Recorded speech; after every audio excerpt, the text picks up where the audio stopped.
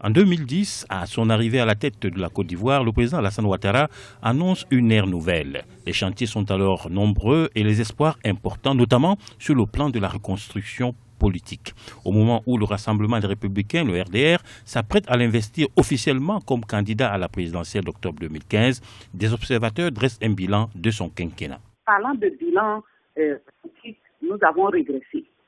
Par rapport aux années antérieures, les opposants sont mis en prison et il y a beaucoup de prisonniers politiques. En ce fin de mandat, nous constatons que le président est en train d'empêcher l'opposition de s'exprimer. Nous voyons déjà les actions avec nos amis de l'opposition qui ne peuvent pas tenir des réunions. En fin de compte, je dirais que ce qui a été promis n'est sûrement pas respecté.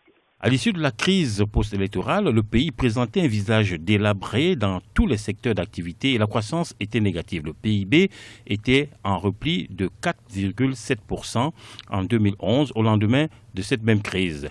Et le pays a connu depuis une croissance de 9,8% en 2012, puis pratiquement de 10% en 2013, selon le ministère de l'économie ivoirienne. Aujourd'hui, la Côte d'Ivoire vise l'émergence à l'horizon 2020. Sur le plan économique, je crois que le bilan il est plutôt positif. Il a misé sur le long terme.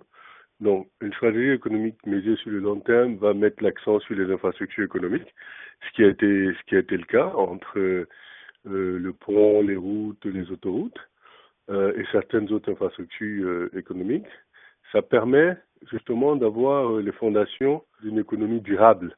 Et ça, je crois que quand il parle de la Côte d'Ivoire devenir un pays émergent en 2020, c'est les fondations qui sont en train d'être posées.